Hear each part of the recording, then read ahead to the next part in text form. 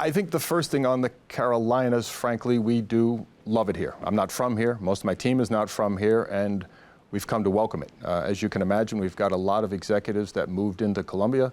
They've never set foot in the South. Some of them haven't set foot in America, and they couldn't be happier. So we feel very welcomed, and that's a great thing. I think if I refer specifically to the plant, and then I will get to the headquarters, I think the plant had a lot of advantages. We looked at nearly 74 markets before landing on that location. So we know well the real estate in America, the realities of America. And as you know, there's one thing to say we have a piece of land, there's another thing to say that we can build a factory on that land. So the bigger thing, without a doubt, is the workforce. We feel very confident we can hire, train, motivate, build a successful operation for the 4,000 jobs that we have there. The second thing that the Carolinas had was the infrastructure, and the infrastructure on water, on power, on rail, and building that, which was huge.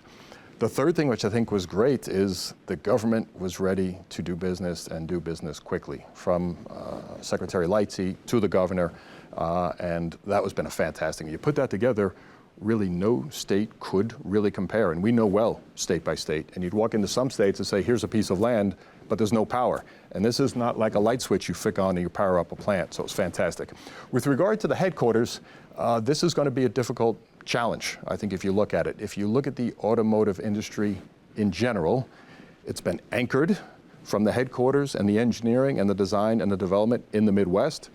It's moved a little bit to California with the emergence of software and all of that.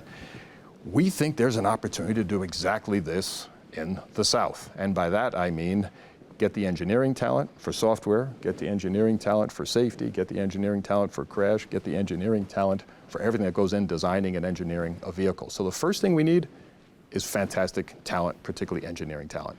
The second thing we need is a great place to live, and that's a big spectrum. Can our employees afford it? Do they get good health care? Do they want to move here? Because of course, we're going to have to convince an awful lot of people to say, this is going to be a great place to raise your family and build a home and all of that. And the third thing, let's be honest, is the math has to work, right? We're bringing a lot.